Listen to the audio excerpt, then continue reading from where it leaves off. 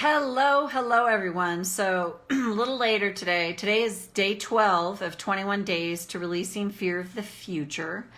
And I'm going to read the request for today. So I am terrified that I will not make it to the other side, that this time of stuckness and paralysis will be with me forever and either kill me or have me living under a bridge, which would probably kill me.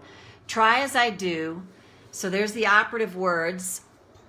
Try as I do, with tapping, with visualizations, with workshops and podcasts and conferences, supportive talks with friends, exasperated talks with family members. I cannot see myself in the fabulous future I want for myself. It was hard before. Now after COVID, it seems impossible. So I guess that my fear for the future is that it will be anything but abundant and wonderful. When I ask what else is possible, there is silence. Not even the universe seems to know. I just love this post. I know you're probably like, wait, what? You love it? But I'm going to talk about the things that I see here first. Excuse me, I'm going to take a sip of water. I'd have to do that repeatedly. So this is where it first kicks in for me. Try as I do, with tapping, with visualization, with workshops, with podcasts, with conferences, with supported talk with friends, exasperated talks with family members. So this is why I love the combination of tapping and the idea of surrendering. Now, surrendering can feel like I'm giving in, I'm giving up, and I'm going to move this over a little bit. But it's because tapping, this is my view, tapping allows us to deal with the very human part of us, the part of us that's in a body, that gets afraid, that feels stuck, that feels like I can't move forward. So we have this tool that we use as a human being to help us through the muck of that, the molasses of, I'm trying so hard. So there it is. Try as I do. So what I find, and I've done this, I have a PhD in freaking trying, and even think of this, trying to manifest. Okay, I swear I need a prop. I keep saying I need to actually bring a physical fork with me because I'm going to be like, stick a fork in me, I'm done. So it's this, and in the personal development world, and in our culture, it's all about, trying to manifest it. Just get through that next block and then you'll get there. Just get over that next hump. Now, there is a time and a place when we're like, man, I'm really feeling stuck in this. So we can tap. And I also believe there is also the process, and for me it's been a process of learning how to surrender, to offer. And I'll give an example. So I think it's 12, maybe 13 years ago now, when my husband and I were going through our major financial debacle. It was New Year's Eve, and I literally, many of you have heard the story, I put the intention out there. I didn't even realize what I was doing. I knew divine surrender, divine timing, divine order, but I had really removed myself from that. But that particular night, I literally said, if there is something that can truly finally help me change my life, then please send it my way. And if not, I just want peace. I'm tired of wanting things I can't have. And I let it go. It was just this intention. And what I realized so clearly now is I was surrendering. I was offering this piece of my life that confounded, confused, had me so stuck. Like, I'll just tap 62,000 more times and then I'll get to the final deepest block. And that's why I love the combination of I can tap, and then there's a time to tap, time to reap, time to sow. There's a time to tap and a time to offer and surrender. And offering for me and surrendering has been such a journey and such a process. I've literally at times been on my knees weeping. Like, clearly I can't do this. And to me, if ever there is such a testament to that our will, Our will is limited. It's in times like this when it's like, it doesn't matter what I do. I've done this. I signed up for this program. I did this. I've done this. I've done this. I've done this. And still here I sit. And to me, where do we go from there? What's left to do? And in that moment, what if in that moment, what's actually happening is you're being called back home to that authentic self, to the part inside of you that you came in completely installed with everything you needed, fully loaded, fully operational, but then, the society, the culture, the world, even the personal development world, and the other thing will say, there is what else is possible. When I ask what else is possible, there's silence. Not even the universe seems to know. And I would invite anyone that's been on this journey or had these times in their life to go, oh, that's part of the ego consciousness. Not even the universe knows what else is possible. And I'm waiting for an answer and it's not coming. There is still a sense of we're attached to it, to that. And I say all this without judgment. Like I have a PhD in attachment. I just see this so much clearer now. It's like I've woken up from the nightmare of all this. I got to try to manifest. I got to make it happen. And if it's going to be, it's up to me. And it's like, no. Woo! And I can topple look at that. There you go. It toppled over. I moved and it bumped over. But it's just so huge to go, oh God, like I'm still grasping here on some level. I'm still attached. I'm still believing that I have to come up with the solution for this when I'm stuck in the small self. I've got to figure this out. And what if the whole idea is, no, I'm just meant to start through exhaustion. Through exhaustion, you start to go, there's just got to be another way. When I put that intention out there 12, 13 years ago now, I was exhausted. I was beyond exhausted. I was trying to think positive when my brain was a cesspool of negative thinking because I was listening to a lot of law of attraction stuff that was telling me, well, you got to get rid of extradite the negative thoughts because you're going to attract more negative to you.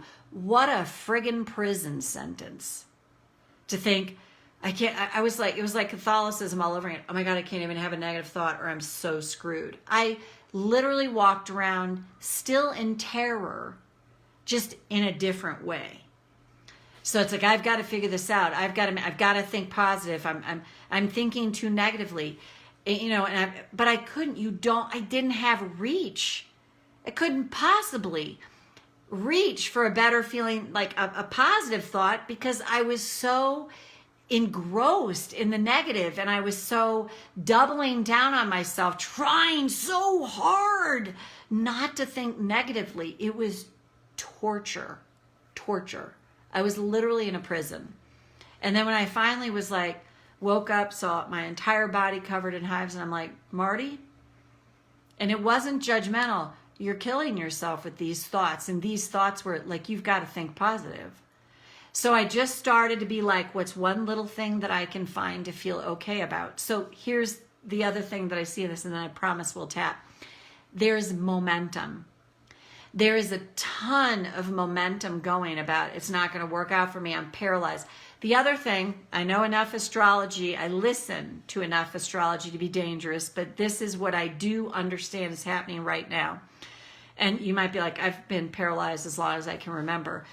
But right now in particular, all the way through the end of this month and into probably the early part of October, all the different transits that are going on right now, this is what I understand.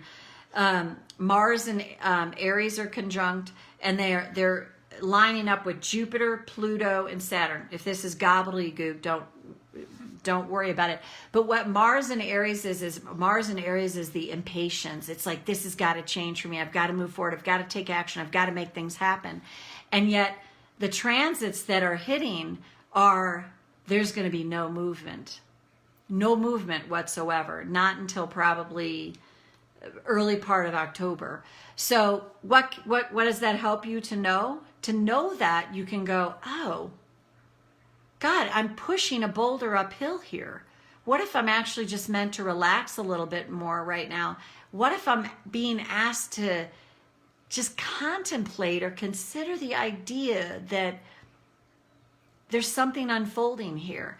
And if you've been stuck in the mire and the muck for a long time, you can be like, screw that. Nah, it would have changed by now. But I just invite anyone to consider the idea that it just means we're still attached to something, a particular outcome, or if not a particular outcome, we're still attached to believing that we've got to fix it. Instead of, what if I can ask for help? And what if I can just tap when I feel the stress, when I feel the fear, when I feel the terror, not with the attitude that I'm going to solve the problem, just with the attitude that I'm going to lower my level of stress and terror. That's all I got to do right now. All I got to do. I don't have to have an answer. I don't have a solution. I don't have to know the path. I don't have to even have the next step. Well, my next step is I'm just going to try and find some relief from the terror so that I don't allow the momentum to keep moving forward. Because that's what happens. It's the momentum. It's just momentum. And I always love that analogy. Try to stop the car at the top of the hill. Try to stop the car at the bottom of the hill when it's so much momentum is going. So what if your only job right now, J-O-B, in this moment when you're feeling fear of the future or terror about what's going to happen or I'm going to end up a bag lady, is all I got to do is find some relief. Just some relief. I don't have to think positive. I don't have to have happy thoughts. They're way too far out of reach for me. All I've got to do is find 1% of relief from the terror. I might still have 99% terror going on, but oh my God, I got that 1% of relief, because that is you starting to turn things around. But what happens in our culture is, it's these big promises or big shifts, or like I always say, I tap 3 times and my life's going to change. And, I'm going to ask the universe what else is possible, and the universe is silent. But what if we can't hear what the universe is trying to tell us because the terror is so big, or the belief that we've got to figure this out is so big, we don't have access to be able to hear it. And what if, like, all I got to do right now is soothe myself, even just a little bit. And in that soothing, what if I'm going to try and soothe myself with the intention that an answer is going to come. I just need to soothe myself. And then tomorrow I need to soothe myself a little more, and then maybe a little more the next hour, and then the next hour. And then what if all of a sudden the space is there for this intuitive impulse that guides and directs you to just the next step you have to take. But in our fast-paced, I've got to figure it out, I've got to be in charge of this, I've got to make it happen culture, we lose touch with going to that inward place and realizing that the answers we need are there when we find relief. So thank you so much. Oh, you're welcome. On the astrological perspective. Yeah, I heard that and I'm like, oh my God, that makes so much sense. You want to move forward, and then it's like, so now I'm just like, it's going to kick back and just let it be what it is. Stop trying to push the boulder uphill. It's true for me. All right, so let's tap. Even though I am terrified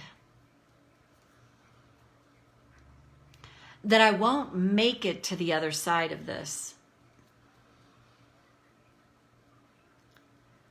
that this epic stuckness, this epic paralysis I feel is going to be with me forever. Even though I have this terror that I'm going to be stuck and paralyzed in fear forever, I choose to acknowledge I feel this way now. Even though I am living in terror, which of course would have me feeling paralyzed because I'm swimming in terror. The terror that this is never going to change for me. What if I could tune in to that inner child in me who's swimming in terror and offer her a compassionate hand? Offer him a compassionate hand. I've just been swimming in terror. But this terrorized part of me is that wounded child in me. And what if all of this is coming up not because I'm doing anything wrong, not because I can't figure it out, not because I'm stupid in some way. What if it's actually coming up to actually help me find even the little bit of compassion for myself? How could anything in my life right now be anything different given where I'm at, given my background, given my upbringing? What if this feels like it's so in my face right now? Not to punish me, not to mess with me, but to help me put that hand out there to that terrified child inside of me. To practice giving to that part of me what they never got. Some compassion, some acceptance, some belief that it's all okay, no matter what. And I have an epic bully in my brain that likes to treat my inner child the way I was treated. And it likes to beat me down, fill me with terror and fear, fill my head with everything that's not possible. Not possible just trying with my will. But what if so much more becomes possible? Seeming miracles as I soothe the terror, soothe the fear, and create the space for that wiser part of me to take the wheel and guide and direct my steps. It's all impossible without the force of love that created all. And what if that's the only thing I've got to do right now? Soothe the terror. And the more I consistently do that, I start to slow the momentum of the terror down and create that space for that loving force to come in with compassion, with kindness, with acceptance, and starting to give that child in me the childhood they never got, with more compassion, more acceptance, more loving kindness. And what if that makes all the difference?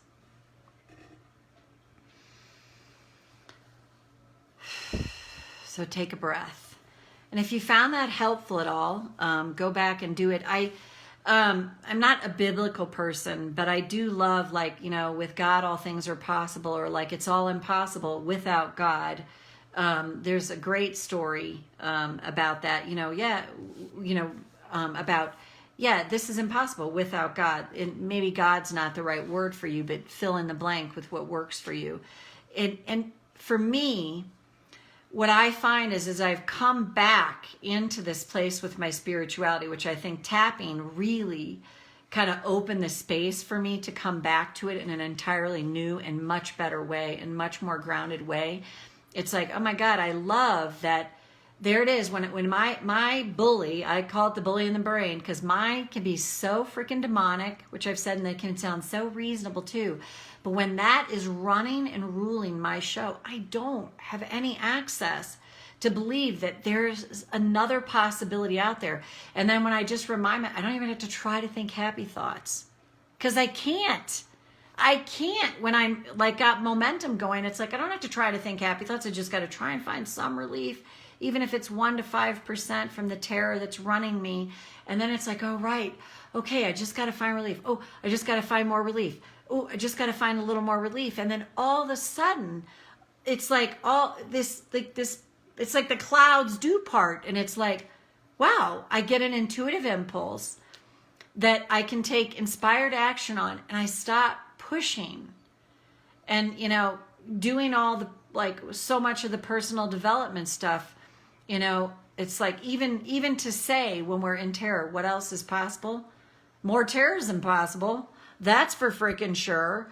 When I'm in terror and I'm trying to ask a question like, what else is possible? Yeah, ton more terror. That's what I know is possible right now, because the brain is too hooked into that. Those are great questions when we're out of the terror, and when we're then, because we have the space to be more open to possibilities. So no wonder there's silence, because the answer is like, yeah, more terror. Mm-hmm. Yeah, that's what's possible. More terror. And it's like, oh God, right. I don't have to go there. That's like too big of a leap for where I'm at right now. So, that was brilliant, Marty. Thank you so much. You are so welcome. So let's see. Christy, Julie, Penny, Jerry, D. Carolyn Cooper. I love that. Teresa. And I hope I say your name right. Grolko? You can spell it phonetically for me, or I'll look it up. And Sandra, always nice to see you here. And if you found this helpful, I'm going to post it, and then I'll post it to YouTube as well. And then we'll see you back here tomorrow with day 13. All right, bye for now, and thank you for the so important topic. All right, bye-bye.